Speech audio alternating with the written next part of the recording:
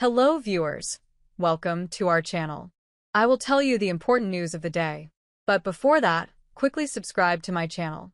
And press the bell icon next to it and give a like to the video. Your like encourages us to make more videos.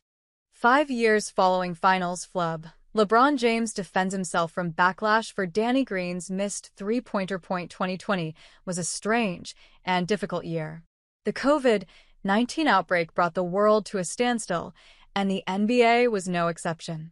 The league eventually returned in the bubble, where teams played without fans in attendance.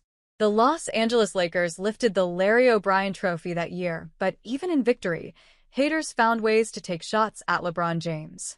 On the latest edition of Mind the Game with Steve Nash, he addressed one particular incident from the finals that ended Game 5 of the series.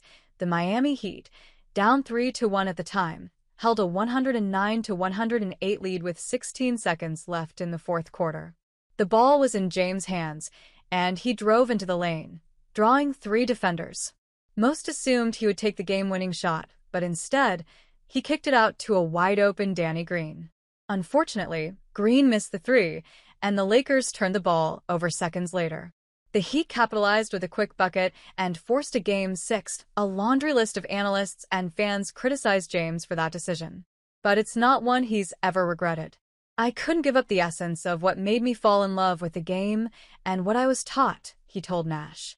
As they recalled the moment, Nash jumped in, saying he'd take a wide-open 3 in that situation every time. James agreed wholeheartedly. Because, to him, that's what basketball is all about. "I'll take it every time," James added. "People are like, why didn't you take the shot? He should have took the shot." "Never been there," responded Nash, referring to the silent critics. That prompted James to bring up the famed Teddy Roosevelt quote about the man in the arena, emphasizing that the most meaningful opinions come from those on the court, not from the stands. This echoed what James said to the press about Green's missed shot moments after the game. "I trusted him, we trusted him, it just didn't go." You live with that. It was another example of James' humility. His greatness isn't just about the points he's scored or the rings he's won. It comes from staying true to why he decided to pursue basketball in the first place.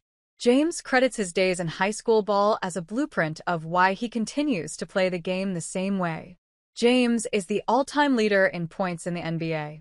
He's also 4th on the all-time assists list. This shows he hasn't been a particularly selfish player in his 2-decade-plus career. Now imagine how much sooner he could have reached those milestones if he had been a selfish scorer. However, that would have gone against everything the now 40-year-old superstar was taught at St. Vincent, St. Mary High School. "I absolutely was taught the game the right way, and we all succeeded and had fun doing it," James said during the same episode of Mind the Game. His success in high school was part of the reason he was so highly touted before entering the 2003 NBA draft. Moments later, the future Hall of Famer said he could have set scoring records in school, but it was never about that. "I never averaged more than 30 points in high school," he recalled. "I could have averaged 50 points a game if I wanted to in my junior or senior year. But it was never about that. How can I maximize my teammates? How can I get the most out of my teammates in order for all of us to be successful? And we came here to win state championships." Those state championships set the tone for James early in his career. It's why he has never been afraid in the big moments, because he knows that as long as he plays the game the right way and gives his best, that's all he can ask for. That's what basketball is about. Yes, winning matters. Yes, champions are immortalized. But staying true to yourself, just like LeBron James has, might mean a little bit more in the long run.